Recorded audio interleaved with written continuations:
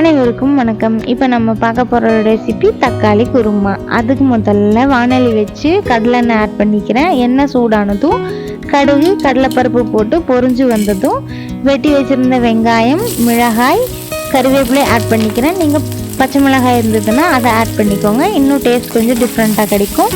பூண்டை நல்லா தட்டி சேர்த்துக்கோங்க. வதங்கினதும் தக்காளி ஆட் பண்ணி உப்பு சேர்த்து நல்லா மசிய வேக விட்டுக்கலாம். தக்காளி நல்லா மசிஞ்சு வந்ததும் தேங்காய், கசகசா, சோம்பு போட்டு அரைச்சி வச்சுருந்த தேங்காய் விழுதை ஆட் பண்ணி மிக்ஸ் பண்ணி கொடுத்துக்கலாம். தேவையான அளவு தண்ணியும் சேர்ந்து கலந்து கொடுத்துக்கலாம். உப்பு முதலே போட்டிருக்கிறதுனால பார்த்துட்டு சேர்த்துக்கோங்க. காரமும் பத்தாத மாதிரி இருந்ததுன்னா மிளகாய் தூள் ஆட் பண்ணிக்கலாம். கூட மஞ்சள் தூளும் லைட்டாக ஆட் பண்ணிவிட்டு மிக்ஸ் பண்ணி கொடுத்துட்டு நல்லா கொதிச்சதுக்கு அப்புறமா கொத்தமல்லி தழை தூவி இறக்கிட்டோன்னா ரெடி. இதே மாதிரி செஞ்சு பார்த்துட்டு எப்படி இருந்ததுன்னு கமெண்ட்டில் சொல்லுங்கள். வீடியோ பிடிச்சா லைக் பண்ணிக்கோங்க. தேங்க்யூ.